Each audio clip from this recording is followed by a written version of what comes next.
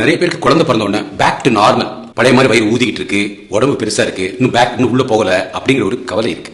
காரணம் என்னன்னா, நம்ம டெலிவரி ஆன அந்த ஸ்ட்ரெஸ்ஸை விட்டு வரதுக்கே 1 மாசம், சிலருக்கு 1 வருஷம் ஆயிடும். ஆனா நீங்க 7 மாசம் 8 மாசத்துலயே குழந்தை பிறந்த உடனே நீங்க எப்படி பேக் டு நார்மல் ஆகணுங்கிறது உங்க மனசுலயாவது ஒரு கற்பனை இருக்கணும். நீங்க தொப்பை இல்லாம வயிறெல்லாம் நல்லா சாஃப்டா அப்படி இருக்கணும்ட்டு உங்க சிந்தனையில அதை பதிவு பண்ணி அதை நீங்க ரசிக்க ஆரம்பிச்சாதான் நீங்க எந்த எக்ஸசைஸோ எந்த டயட்டோ இல்ல எந்த டாக்டர்கிட்ட போனாலும் அதை அஃபெக்ட் பண்ண முடியும். திருச்சிக்கு போகணும்னு தெரிஞ்சா திருச்சிக்கு போவோம், நம்ம எங்கேயோ போகணும் அப்படின்னு தெரிஞ்சா எங்கேயோ தான் போயிட்டு இருப்போம். அதே மாதிரிதான் உங்க உடம்பு பேக் டு அழகா இருக்கணும், தொப்பை இல்லாம இருக்கணும், சுறுசுறுப்பா இருக்கணும், சூப்பர் மதரா இருக்கணும் அப்படின்னு நீங்க நினைச்சீங்கன்னு வச்சுக்கோங்க. இது 7ஆம் மாசம் 8ஆம் மாசத்துல இருந்தே நீங்க திங்க் பண்ண ஆரம்பிக்கணும்.